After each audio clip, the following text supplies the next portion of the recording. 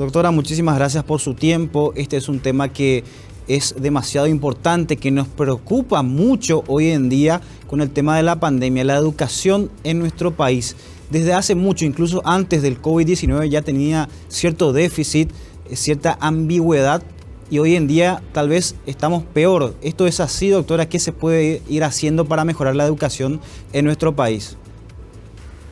Bueno, la crisis sanitaria impactó en el mundo, en todos los sistemas educativos. Eso no es una prerrogativa única en Paraguay. Ahora bien como lo dijiste, ya no veníamos bien, entonces nos pegó un poco más fuerte que en otros países, fundamentalmente por una razón: la incorporación de tecnología como medio pedagógico, no apenas como una herramienta en el aula. ¿Qué quiere decir eso? Todos ven como que la herramienta o tener un PC o con conectividad, un teléfono, una tablet, nos va a proveer aquella educación que ya venía deficitaria.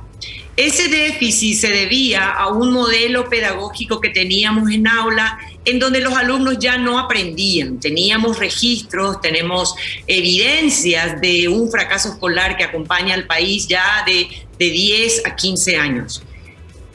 En esta crisis que colapsa el sistema, que las clases no se pueden seguir dando presencial, entonces se traslada por medios que todos los docentes tampoco tenían grandes habilidades, pero que lograron por lo menos estar en clase a distancia. Eso es muy bueno, es realmente algo muy loable. Ahora bien, eso ocurrió en marzo 2020, pero que hoy estemos discutiendo todavía de que la educación está parada, de que los sistemas educativos no volvieron a mover la rueda, eso es grave. A ver, no sabemos cuánto tiempo durará aún la crisis sanitaria. Por lo tanto, no tenemos idea de cuándo vamos a volver a aulas presenciales.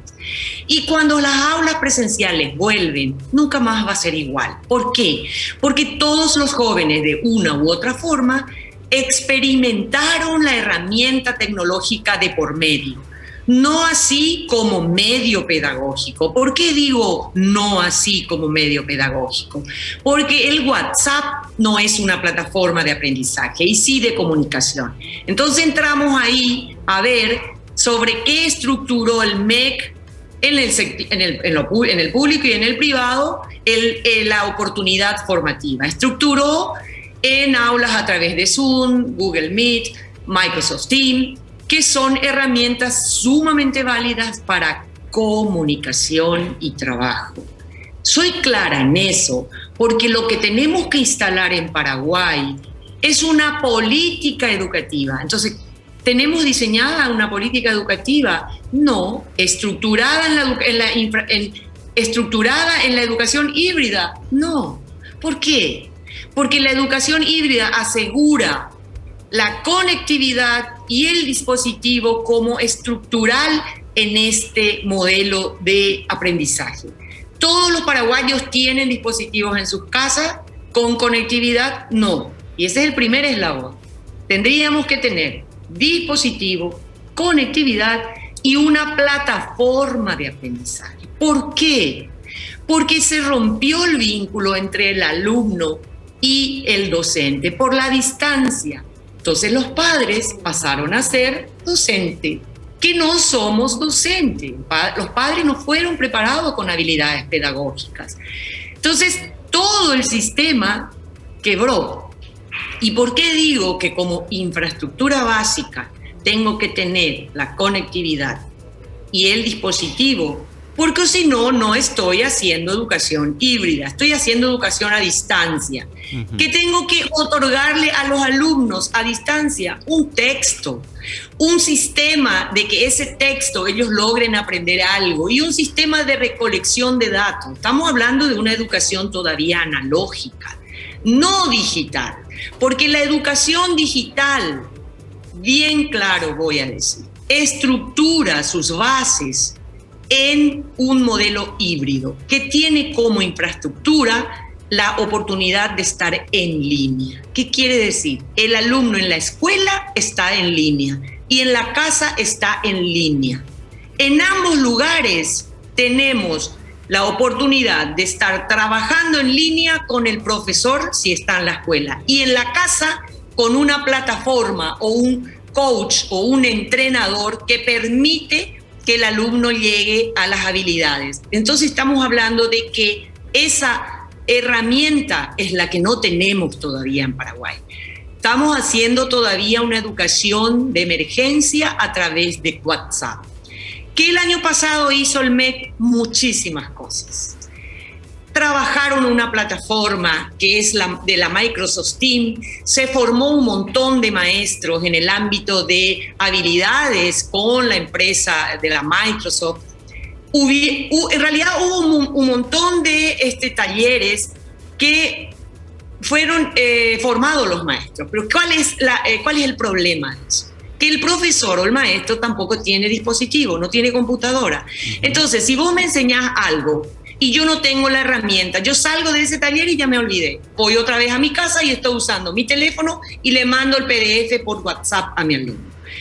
Se dan cuenta de que para que haya una transformación individual en este formato digital, que es lo que vino para quedarse, la digitalización de las empresas, la digitalización de todos los ámbitos del saber, de todos los ámbitos laborales, ya es una constante, ya no hay retroceso. Pero ¿cómo es la digitalización? Es como un tren bala, que viene tan rápido que si vos pones la mano, te saca la mano. ¿A qué voy? Tenemos que diseñar nuestro tren bala, independiente que antes no hayamos tenido nada de trenes. Por eso hablamos de herramientas disruptivas. ¿Qué es una disrupción? Es aquel proceso que aparece sin antecesor. Imagínense si nosotros íbamos a hablar del Nokia y después del Nokia el otro y el otro. En ese formato se está formando el concepto en Paraguay y en el sistema educativo. No puedo. Yo tengo que darle hoy a mi maestro dos cosas. Un dispositivo, sea computadora, tablet o teléfono, con dentro cargado, digital, el libro y la disciplina que ella tiene que enseñar y un sistema operativo que ella pueda enviar al teléfono del alumno que también tiene una plataforma de aprendizaje. Entonces, ¿qué es lo que hay? Hay una formación híbrida en línea, pero hay registros de lo que está haciendo la maestra y de lo que está haciendo el alumno. ¿En qué tiempo? Real. Porque tengo un sistema operativo que hace esa inteligencia y un servidor de la marca que quieran, que está con todo el contenido que yo necesito. ¿Y qué tengo yo como maestra? Un ID, una identidad digital. Que yo entro, que necesito mandar a mi alumno, al alumno Barrios, y le envío los contenidos del día. Otra cuestión que aparece, que son las aulas asincrónicas. ¿Podemos enseñar asincrónicamente? Sí podemos, pero con estas herramientas, porque si no tengo que estar haciendo clases a través de Zoom, así como yo me estoy comunicando con ustedes. Si yo paso de 10 alumnos como maestra, no hay posibilidades de que mi alumno aprenda nada, porque del otro lado apenas tengo un Zoom. No tengo nada que registra la interacción de él. Por eso hablamos de que los software son pedagogías activas mediadas por plataformas. Es necesario diseñar cuanto antes ese sistema o esa política estructurada en un sistema híbrido. Esa es la real educación híbrida. No es aquello que se instaló en Paraguay, que hay un grupo que hace en la casa virtual y otro que hace presencial. A eso se le llamó en Paraguay educación híbrida. No, educación híbrida es estar en línea, en la presencialidad y a distancia. Estamos hablando de un mismo modelo pedagógico que apoya al alumno o que pone al alumno en el centro. ¿Por qué en el centro? Si yo te estoy enviando un contenido, el que elabora el proceso de aprendizaje es el alumno. Entonces, ese coach, esa plataforma me permite una interacción en donde yo logro el aprendizaje basado en proyecto, logro a la habilidad lingüística que tengo y que tengo que tener, logro ese cálculo matemático. ¿Y por qué logro? Porque yo tengo una navegación que me está llevando paso a paso. Por eso hablamos de que estamos trabajando con plataformas cognitivas. Y eso hay en el mundo. Eso es lo que el mundo está haciendo. Está estructurando su sistema, su política educativa sobre la educación, la real educación híbrida. Doctora, ahora con respecto a estas plataformas que evidentemente tenemos que preparar, más que nada el MEC u otras autoridades, pero ¿en cuánto tiempo podríamos estar por lo menos actualizados a nuestros tiempos, hacer las clases realmente híbridas como usted está explicando?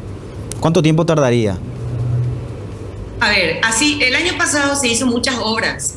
Yo sé que hay muchas escuelas que se cayeron, pero sé también que muchísimas escuelas se han arreglado.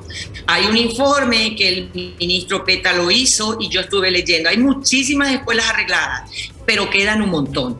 O sea, esa infraestructura edilítica que nosotros teníamos deuda hizo probablemente atrasar a esta nueva infraestructura que tiene que tener hoy día el MEC. El tiempo. Primero tenemos que determinar que el currículum que tenemos en esta gran cantidad de materias no es posible hacerlo a distancia, ni mucho menos de un formato híbrido. Sé también de que el proceso de transformación educativa tiene como objetivo el de reducir las disciplinas. Eso es un trámite burocrático enorme. Yo, si fuese la que tomaba la decisión, tomaría decisiones paralelas. ¿En qué sentido? Diseñaría aquello que vos estás planteando, una plataforma única, inteligente. ¿Por qué inteligente? Yo no puedo trabajar sobre plataformas que no me brindan la trazabilidad del aprendizaje. Entonces, trabajar sobre una plataforma inteligente no es una tarea tan complicada porque es un trabajo técnico. Ahora, ¿dónde entra tal vez la necesidad de un trabajo técnico, pedagógico, curricular y contenido? Porque tengo que definir si estos contenidos ya son pertinentes y el formato. Yo levanto un PDF al servidor de Tu Escuela en Casa y levanto un video con ese PDF para matemática, me consume todo el saldo, porque es un contenido muy pesado para la educación híbrida. Entonces, el alumno, encima de que tiene que trabajar al WhatsApp o recibe por correo, o cuando ve el video de 15 minutos, 2, 3, 4 veces, es bueno por un lado, pero le consume mucho saldo.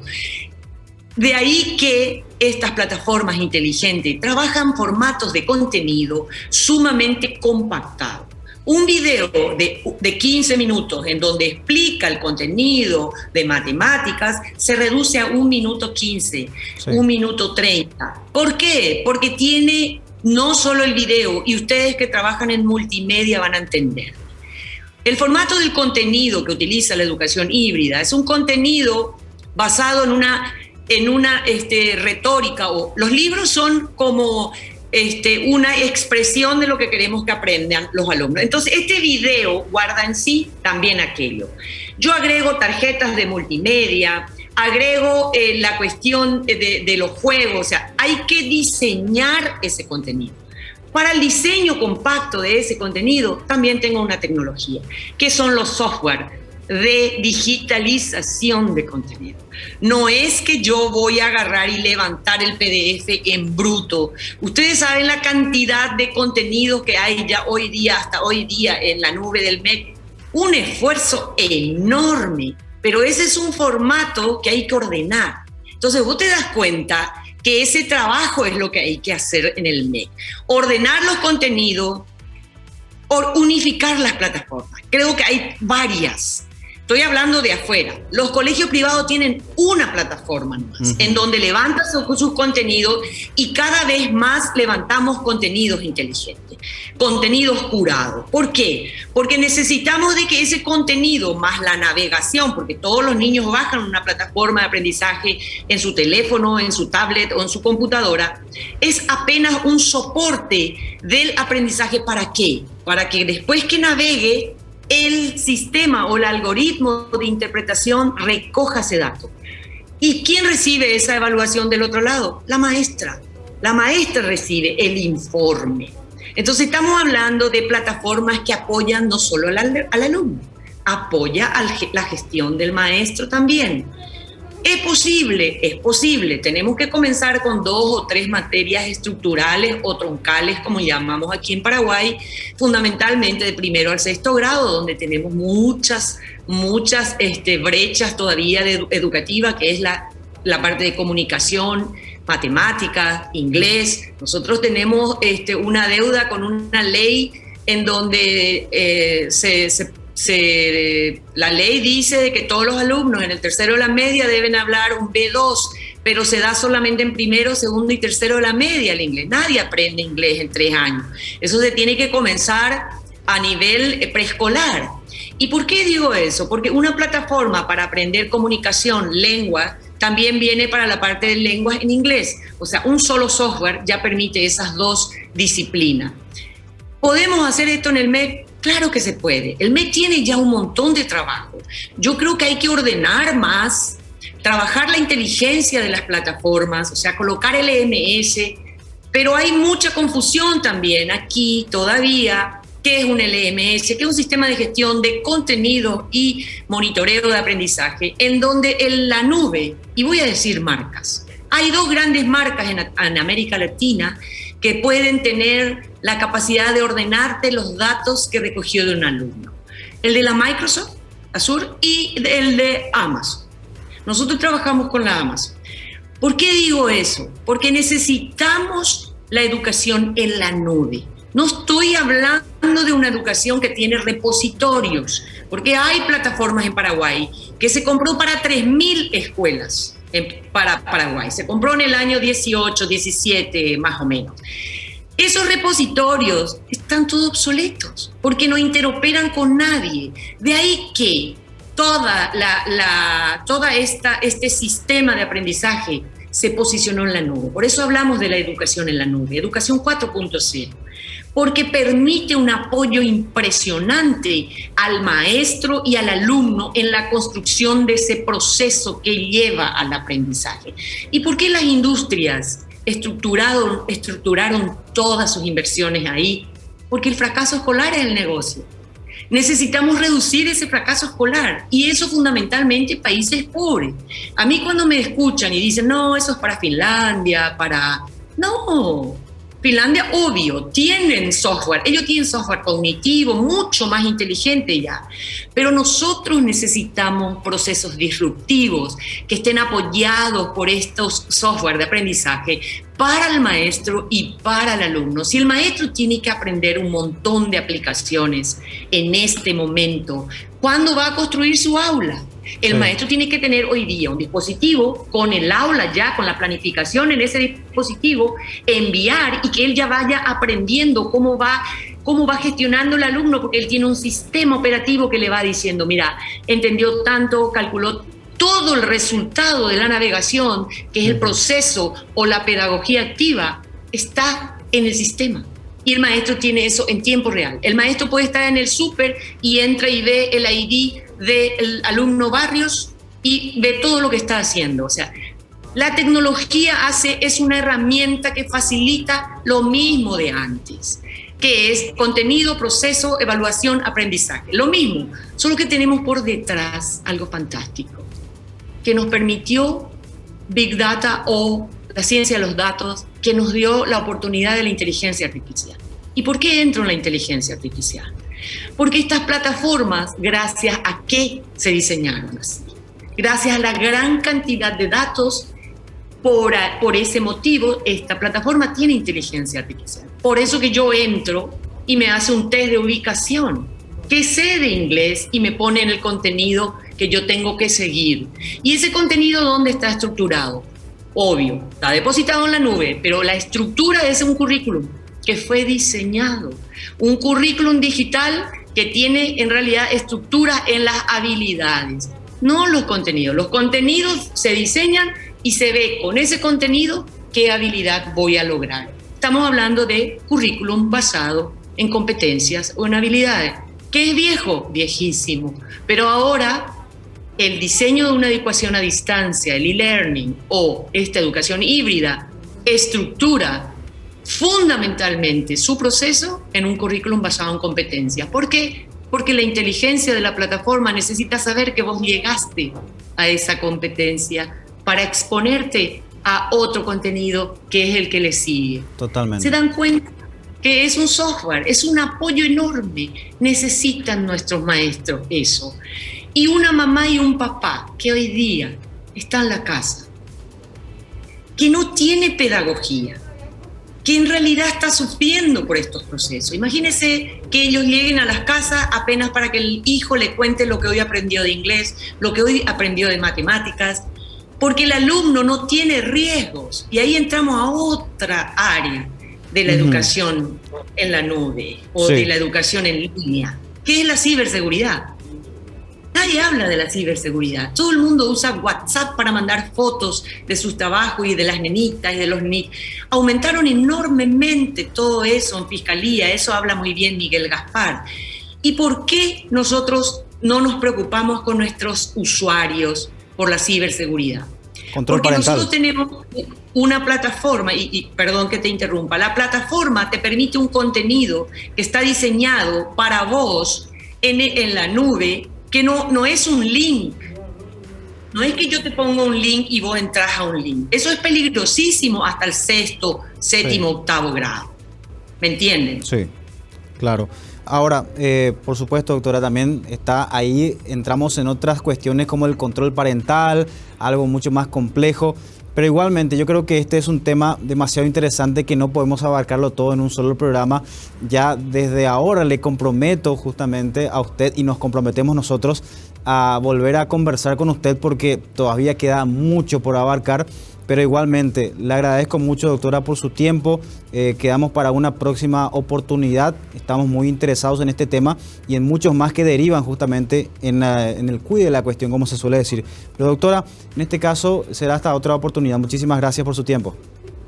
No, soy la agradecida y yo creo que sí, Paraguay ya hizo mucho, MEC ya hizo mucho, pero es como que necesitamos aquella visión más competitiva y construir la educación híbrida y luego ver lo del pasado, porque lo que está ocurriendo es tratando de que ese pasado se convierta en lo digital. Eso no es posible.